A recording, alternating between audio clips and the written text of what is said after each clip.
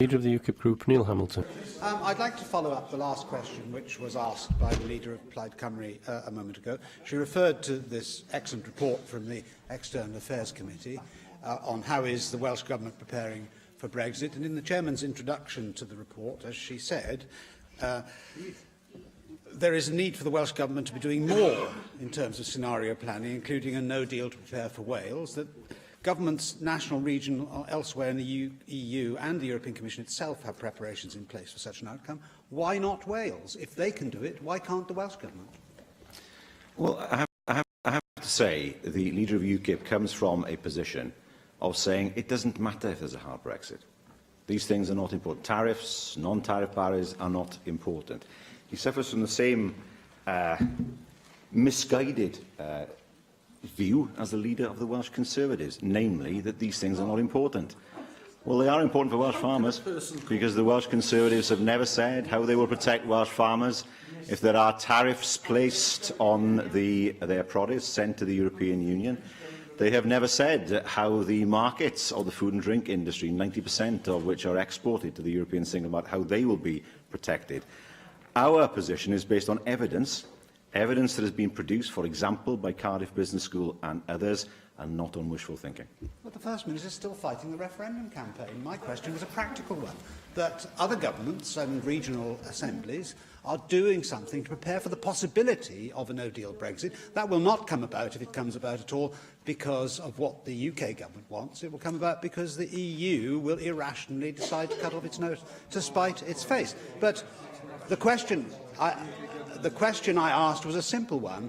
If there's a no-deal Brexit, obviously there will be certain consequences which would differ from doing a deal of some kind, depending on the nature of that deal. There will always be problems of transition on leaving the EU, just as there were problems of transition, as I remember very well, when we joined the EU. So it's not that it doesn't matter at all, it's just that in the long term economies adjust. I revert to my question, though. If other assemblies of this kind and governments throughout the rest of the European Union, if his members will stop chuntering, and the chunter-in-chief in particular over there, then perhaps I can get my question. I'm sorry to be doing your job, yeah. Clara, I didn't mean to. No, you carry on with your job, which is asking the question. Thank you. Yeah, exactly.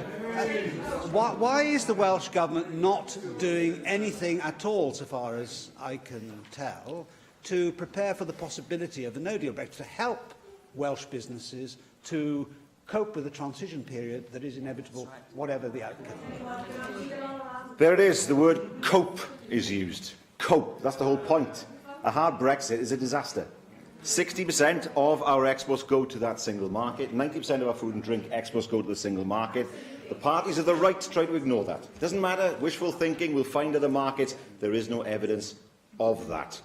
And why on earth should businesses have to pay a price for what he said and his party said to the electorate? Why should they have to cope? Why can't they prosper?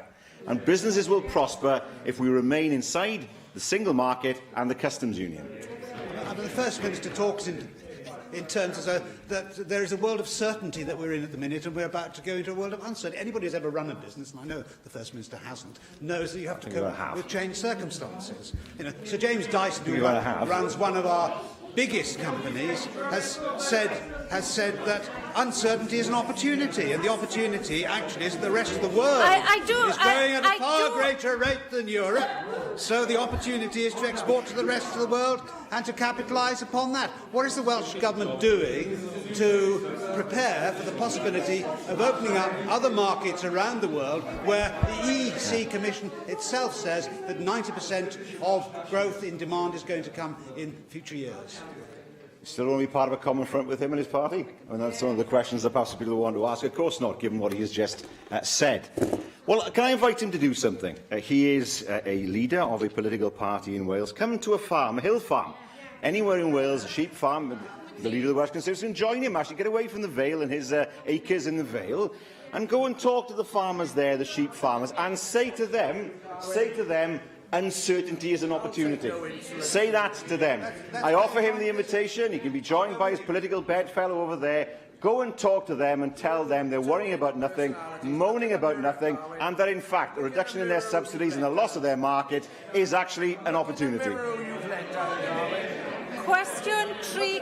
Question 3, Caroline Joe. Will the First Minister